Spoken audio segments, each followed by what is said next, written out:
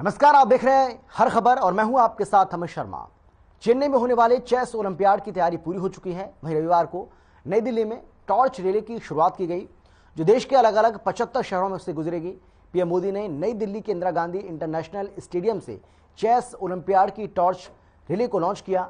साथ ही पीएम मोदी ने chess olympiad 2020 की गोल्ड मेडलिस्ट कोनेरू हम्पी के साथ चेस भी खेला और इवेंट की शुरुआत की। इस दौरान खेल मंत्री अनुराग ठाकुर भी मौजूद रहे। आपको बता दें कि यह पहली बार हो रहा है जब चेस ओलंपियाड से पहले इस तरह टॉर्च रिले निकाला जा रहा है।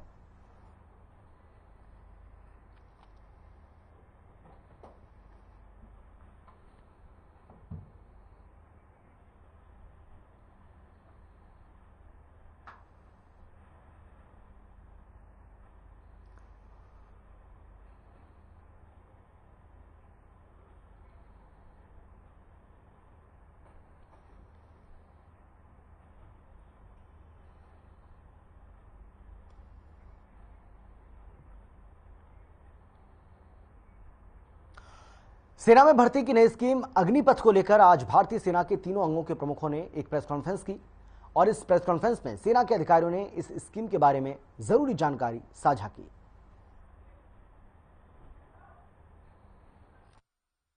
देश की सेवा करने के लिए जो सर्वोच्च बलिदान देगा उसकी इंश्योरेंस कवर नॉन कॉन्ट्रीब्यूटरी है।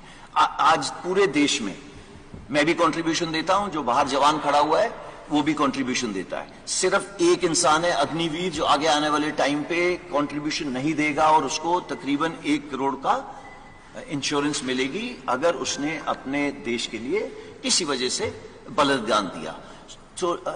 तो मैं आपको ये बताना चाहता हूं, इसी तरीके से उसको हमारे से भिन्न नहीं रखा है। इसके अलावा जो डिसेबिलिटी, अगर किसी कारण मैं ये टाइगर हिल की तरफ दौड़ रहा हूं या कुछ हो रहा हूं, मेरे कुछ गोली लग गई एक्सेट्रा, सेम प्रोविजन, जो मेरी प्रोविजन है वही उसकी प्रोविजन है। देयर इज नो फर्क for an Agniveer. Go next. Now coming what after 4 years, जिसकी वजह से आई एम श्योर आप यहां पे इकट्ठे हुए हैं। देखिए, जो युवक हैं इतनी देर फौज, 4 साल फौज के रहने के बाद ये देश में वापस जाएंगे, देश की ताकत है। ये 25% का तो हम ध्यान रख लेंगे, उनके साथ क्या करना है, कैसे करना है, वो हमारे पे छोड़ दीजिए। बट सबके दिमाग में ये आ रहा है इन 75% के साथ क्या होगा। ये अगर देश की ताकत है तो पूरे देश को, होल ऑफ द गवर्नमेंट, सबकी भागीदारी के साथ इसको आगे ले जाया गया। तो पहले MHA ने हमको बोला प्रेफरेंस दी जाएगी। विद इन 3 days उन्होंने बोला 10% reservation in CAPF and Assam rifles. Then age relaxation दी। एज रिलैक्सेशन क्यों दी? बिकॉज हमने पहले दिन बोला था कि जो कोविड की वजह से 21 साल के नहीं रह पाए वो 23 साल के हो गए, तो वो 2 साल बढ़ गई। हाउएवर उसके 3 दिन बाद MHA ने बोला अच्छा, वो युवक जो 21 साल में मेरे पास आने थे वो अब 23 के हो गए, तो उन्होंने फर्स्ट बैच के लिए ये स्पेशल कंसेशन दिया है to increase the age. Why? Because सबके सब यूथ के साथ कनेक्टेड है। उनको मालूम है देश का भविष्य, यूथ का भविष्य एकदम इंटीग्रेट। 21 नवंबर जो हमने डेट चुनी है, 21 नवंबर को हमारा फर्स्ट अग्निवीर हमारी जो बेसिक ट्रेनिंग इंस्टीट्यूशन है INS चिल्का उड़ीसा में, वहां पर रिपोर्ट करना शुरू कर देगा। और जैसा कि आपको पता है, हमारे नौसेना अध्यक्ष ने पहले भी बताया था कि हम लोग अग्निवीर जो हमारे आएंगे नेवी में वो जेंडर न्यूट्रल रहेंगे। तो विमेन अग्निवीर भी हम लोग ले रहे हैं और उसके लिए अपनी जो हमारी ट्रेनिंग करिकुलम है, जो इंफ्रास्ट्रक्चर जो भी मॉडिफिकेशन करना है, वो काम ऑलरेडी शुरू हो चुका है। तो मैं 21 नवंबर का वेट करता हूं और मुझे आशा है कि both male and female Agniveers will report at INS Chilka.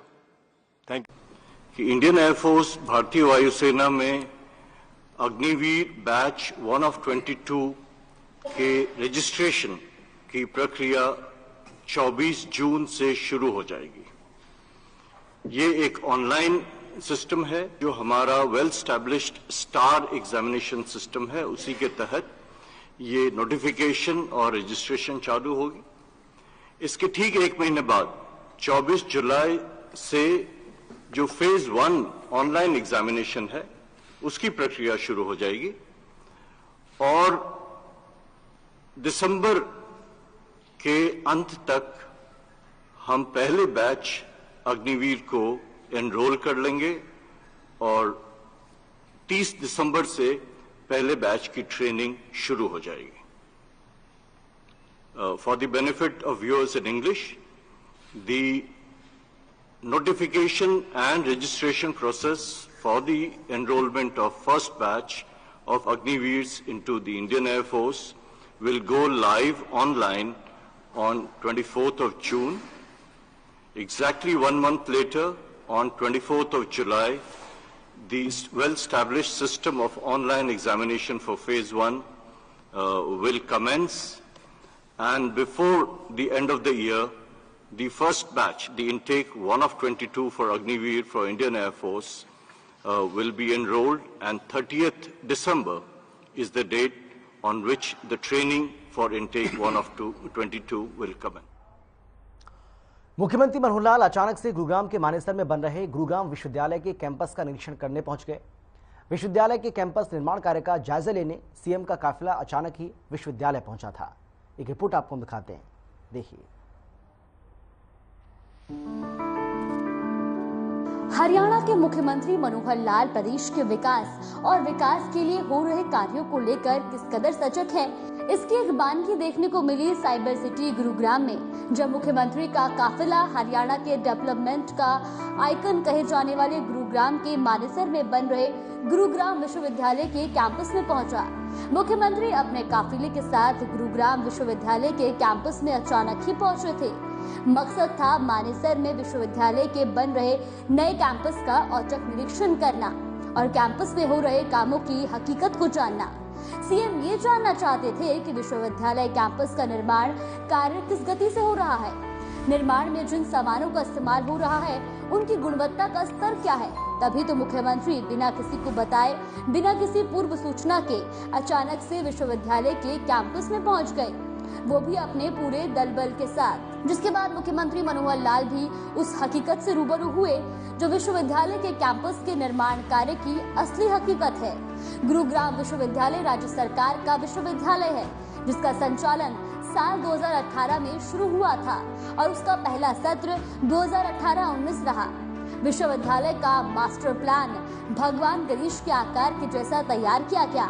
Master plan में administration block, auditorium, faculty house building, formulistic science block, physiotherapy block, life science block, engineering block, commerce and management block, humanity and science block, law block, university health centre, animal house block, workshop, central library, innovation centre, athletics track, hockey मैदान, basketball और badminton court, VC residence, कर्मचारी आवास, छात्र और छात्रावास, service block, parking और canteen शामिल की गई है। विश्वविद्यालय के कैंपस के बनने का काम 2021 में शुरू हुआ था, जिसके 3 साल में बनकर तैयार होने का लक्ष्य रखा गया है। ब्यूरो रिपोर्ट, हर खबर।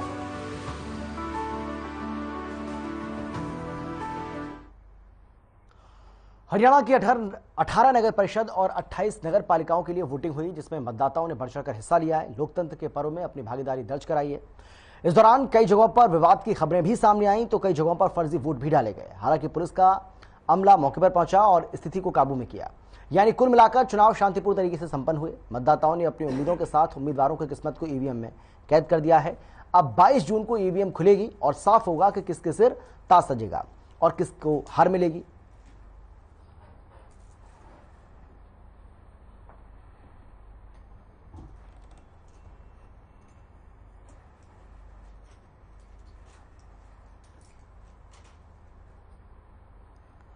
निकाय चुनाव के दौरान बारिश के दौरान भी मतदाताओं में जोश दिखा है। सुबह 7 बजे से लेकर शाम 6 बजे तक ये वोटिंग हुई है।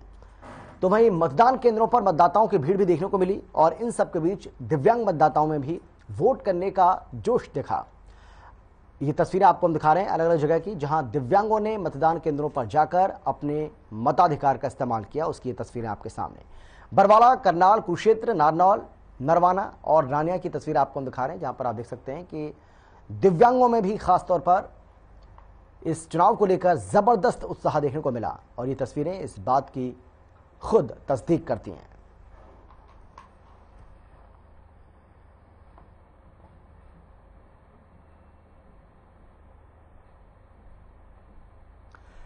निकाय चुनाव को लेकर बरसात के दौरान मतदाताओं में जोश दिखा। सुबह 7 बजे से लेकर शाम 6 बजे तक वोटिंग का समय दिया गया था। मतदान केंद्रों पर मतदाताओं की भीड़ देखने को मिली है और इन सब के बीच जिस तरीके से हमने आपको बताया कि दिव्यांगों में भी खासा जोश देखने को मिला। ये अलग अलग जगह की तस्वीरें और आपको हम दिखा रहे हैं। झज्जर, करनाल, कुंडी के नारनौल की तस्वीरें अब आपके सामने। इन तस्वीरों में भी आप देख सकते हैं कि किस तरीके से भारी संख्या में जो दिव्यांग वोटर हैं वो भी निकले और उन्होंने भी कष्ट झेलते हुए अपने मताधिकार का इस्तेमाल किया। आप देख सकते हैं कुंडली में देखिए किस तरीके से ये बुजुर्ग महिला जो ठीक से चल भी नहीं सकती हैं उनको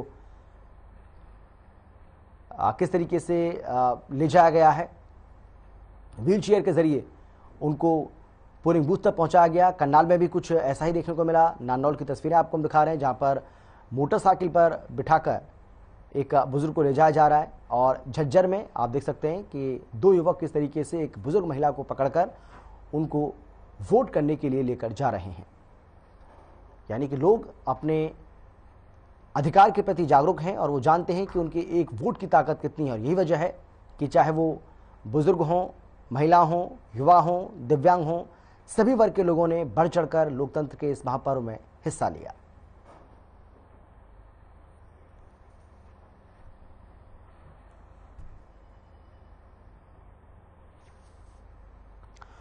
नगर परिषद चुनाव में सांसद चौधरी धर्मवीर सिंह ने अपने मत का प्रयोग किया है। सांसद धर्मवीर सिंह ने मतदान के दौरान कहा है कि लोकतंत्र का ये बड़ा पर्व होता है और इसमें हर किसी को अपने मत का प्रयोग करना चाहिए। वहीं धर्मवीर सिंह ने प्रदेश की जनता को बधाई भी दी। सांसद ने जनता से आगे उम्मीद जताई है कि आगे आने वाले कोई भी चुनाव भाईचारे के साथ हो और जनता मतदान का प्रयोग करे। इस दौरान उन्होंने बीजेपी और जेजेपी के गठबंधन उम्मीदवारों की जीत का भरोसा भी जताया।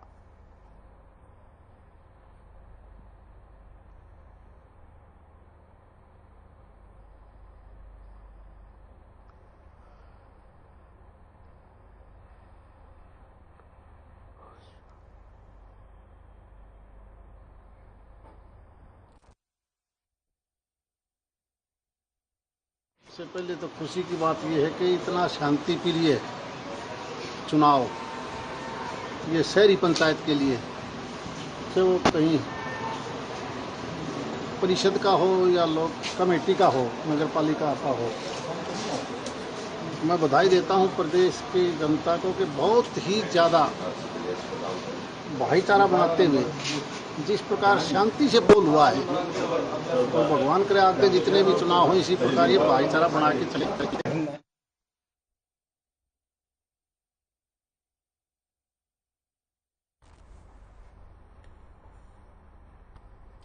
हांसी नगर परिषद चुनाव में हांसी के विधायक विनोद भयाना ने वार्ड नंबर 22 के पोलिंग बूथ पर अपने परिवार सहित जाकर मतदान किया। आपको बता दें कि बीजेपी नगर परिषद चुनाव पार्टी सिंबल पर लड़ रही है, तो वहीं विधायक विनोद भयाना बीजेपी की उम्मीदवार मीनू सेठी की जीत को लेकर आश्वस्त नजर आए। उन्होंने कहा कि हांसी नगर परिषद के कुल 27 वार्ड में अधिकतर पार्षद बीजेपी के होंगे।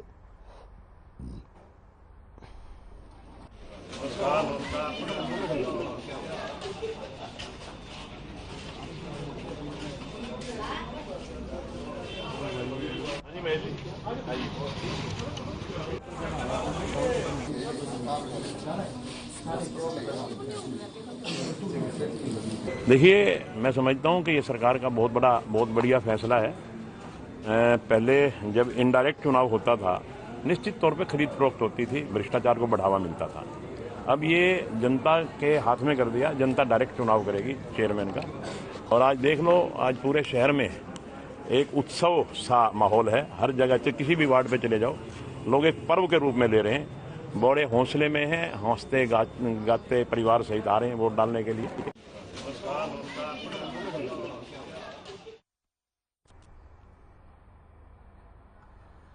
आगे बढ़ते हैं। प्रदेश में 18 नगर परिषद और 28 नगर पालिकाओं में शहरी सरकार बनाने के लिए ये वोटिंग हुई है। झज्जर में भी सुबह से ही पोलिंग बूथों पर लोगों की लंबी लंबी कतारें देखने को मिली।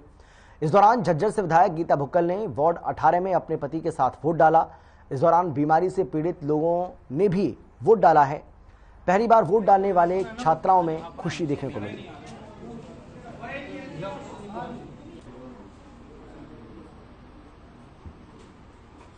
आपने देखा होगा चुनाव के दौरान जो है ज़्यादातर मंत्री यहाँ पर आए हैं, बहुत लोगों ने वोट मांगने का काम किया है, लेकिन उन्होंने डॉक्टर्स की कमी की बात हो, यहाँ पर सफाई व्यवस्था की बात हो और दूसरा इंफ्रास्ट्रक्चर हमारा झज्जर की बात हो, उसमें झज्जर शहर में काफ़ी ज़्यादा मूलभूत सुविधाओं की काफ़ी अभाव रहा है। लोगों को ट्रांसपोर्टेशन के साधन है उसकी भी काफ़ी ज़्यादा दिक्कतें रही हैं। 2 घंटे की बारिश में ही हमारा पूरा शहर जो है वो जलमग्न हो गया। सीवरेज और पीने पानी की बहुत बड़ी एक समस्या यहाँ पर रही है। तो हम ये चाहते हैं कि हम लोगों ने विपक्ष के होने के नाते पूरा प्रयास किया है, हरियाणा की विधानसभा में आवाज उठाने का प्रयास किया है। हमारे झज्जर नगर परिषद के चेयरमैन बनेंगे और हम लोग ये सुनिश्चित करेंगे कि यहाँ का संपूर्ण।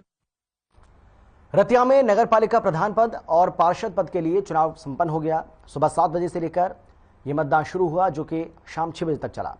शहर में प्रधान पद के लिए 8 महिला प्रत्याशी और पार्षद पद के लिए 43 प्रत्याशियों ने ईवीएम में प्रत्याशियों का भाग कैद कर दिया है। इस दौरान मतदाताओं ने शांतिपूर्वक तरीके से अपने मत का प्रयोग किया। साथ ही कहीं कहीं छिटपुट घटनाओं को लेकर प्रशासन की तरफ से शहर में 17 वार्डों में 30 बूथ केंद्र बनाए गए। इस बारे में जानकारी देते हुए चुनाव रिटर्निंग अधिकारी और एसडीएम डॉक्टर वीरेंद्र सिंह ने बताया है कि प्रशासन की तरफ से पुख्ता इंतजाम किए गए थे और 22 तारीख को मतगणना होगी, जिसको लेकर प्रशासन अब पूरी तरह से तैयार है।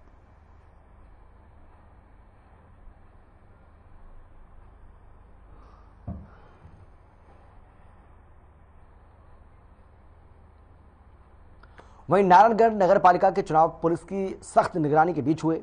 नारायणगढ़ के 15 वार्ड की कुल 18,217 वोटरों में 68% वोट पड़े, जहां नए युवाओं और बुजुर्गों सहित लोगों ने अपने मत का प्रयोग किया। चुनावों में चेयरपर्सन के लिए 7 और पार्षद पद के लिए 43 उम्मीदवार हैं। वहीं रिटर्निंग अधिकारी सलोनी शर्मा की देखरेख में नारायणगढ़ क्षेत्र में 15 वार्डों में 20 मतदान केंद्र बनाए गए थे।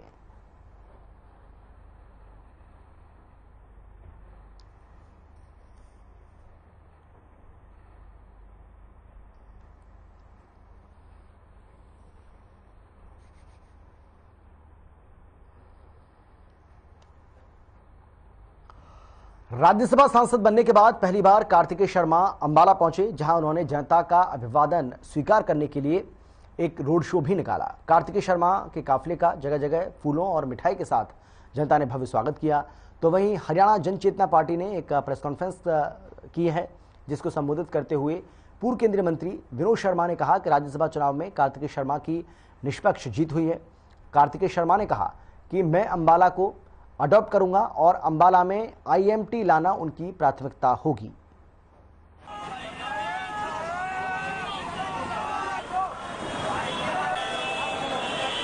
सभी एमएलए का, सभी पार्टियों का, भारतीय जनता पार्टी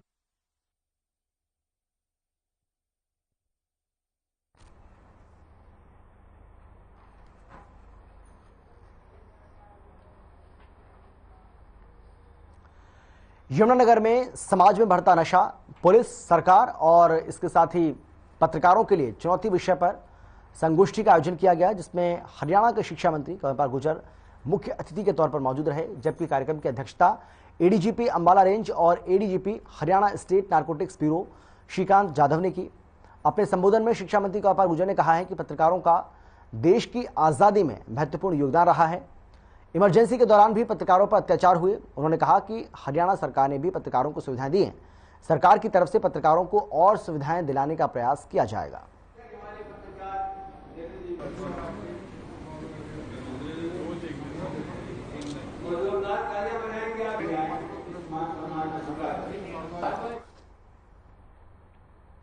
परिवहन और खनन मंत्री मूलचंद शर्मा पलवल के दौरे पर रहे। बताया जा रहा है कि पलवल में यमुना किनारे अवैध रेत की शिकायत लगातार मिल रही थी। ग्रामीणों की शिकायत के बाद परिवहन मंत्री मूलचंद शर्मा ने गांव राजूपुर और दोषपुर का दौरा किया।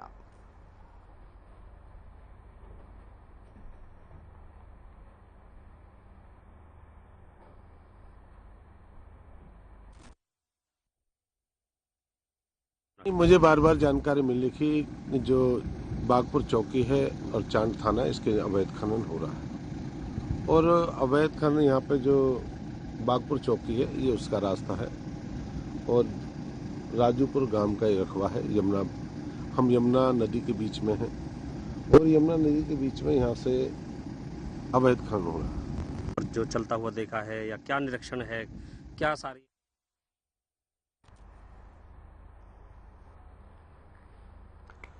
पलवल में दर्दनाक हादसा हो गया। मामला अमरपुर चौकी के तहत गांव हसनपुर का है, जहां 2 युवतियों की करंट की चपेट में आने से मौत हो गई। जानकारी के मुताबिक बिजली की हाई वोल्टेज की तारें युवतियों के घर की छत के पास से होकर गुजर रही थी और जिसके चलते हादसा हुआ। हादसे के चलते घटनास्थल पर इकट्ठा हुए ग्रामीणों में रोष है। ग्रामीणों की माने, लोगों की माने तो हाई वोल्टेज बिजली की तारों को हटाने की कई बार शिकायत होने के बावजूद भी समस्या का समाधान नहीं हुआ, जिसके चलते ग्रामीणों में रोष बना हुआ है।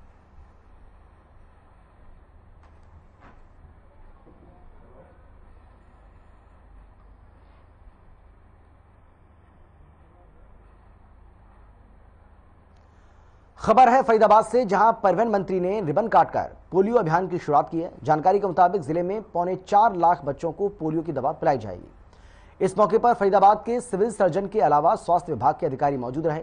वहीं कैबिनेट मंत्री मूलचंद शर्मा ने अपने हाथों से नन्हे बच्चों को दवा पिलाई। पूरे देश में नौनिहालों को 2 बूंद जिंदगी की पिलाने का यह अभियान शुरू किया गया, जिससे उनका भविष्य में जीवन सुरक्षित हो सके। इस मौके पर आमजन भी मौजूद रहे।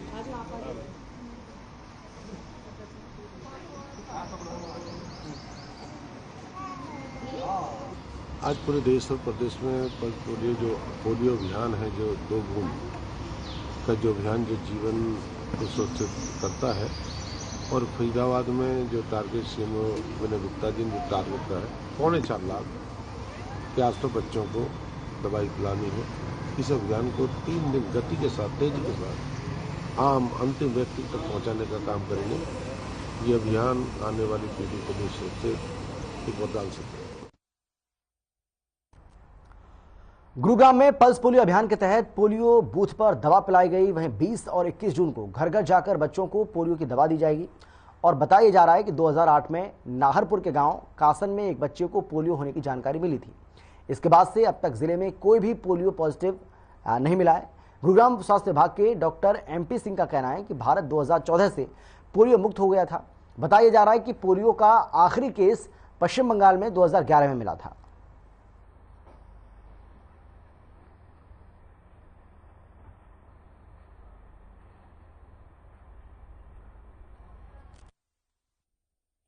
बिल्कुल, देखिए, क्योंकि भारत देश जो है वो पोलियो से 2014 में मुक्त हो गया था, उसको सर्टिफिकेट मिल गया था। और अपने देश में जो आखिरी केस था वो पश्चिम बंगाल में था 2011 के अंदर। और उसके बाद से अभी तक कोई केस मिला नहीं है। उसके लिए हर साल जो है नेशनल राउंड और सब नेशनल राउंड किया जाता है। तो इसको देखते हुए 19 जून से सब नेशनल राउंड रखा गया है। और इसमें हमने जो हमारे हाई रिस्क एरियाज हैं, जहां झुग्गी झोपड़ी क्लस्टर्स हैं, इस तरह से हमारा स्पेशल फोकस वहां।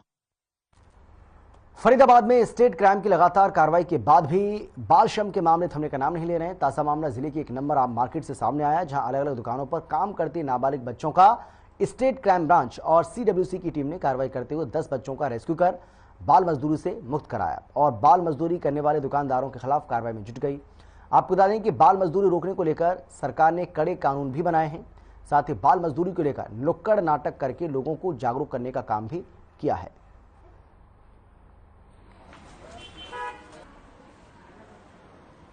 आपका क्या नाम है?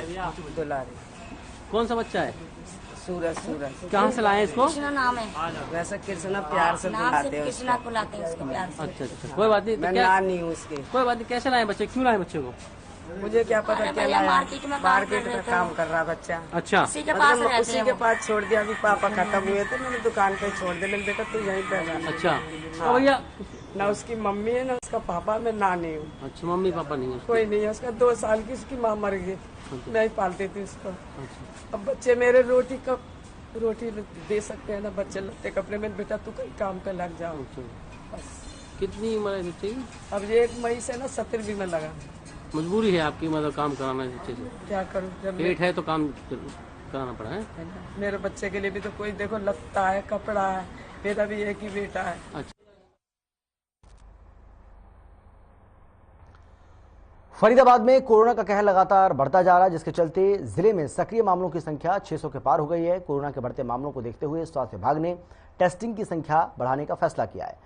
इस मामले में नागरिक अस्पताल के CMO डॉक्टर विनय गुप्ता का कहना है कि बढ़ते मामलों को देखते हुए लोगों को कोरोना के नियमों का पालन करना चाहिए।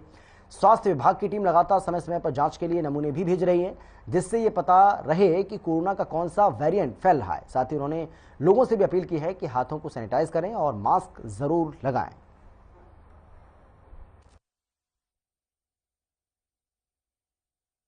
हमारे कोरोना के मामले पिछले एक सप्ताह से बढ़ रहे हैं। 574 मरीज कल तक हमारे थे और आज 92 मरीज सेग्रीगेट हो गए हैं। तो नंबर अभी बढ़ रहे हैं तेज़ी से, लेकिन हमारे जो भी मरीज आ रहे हैं उनके अंदर BA.2 वैरायटी के ही निकले हैं सारे मरीज, जो कि हमारे यहाँ पर प्रेवलेंट है इन दिनों के अंदर।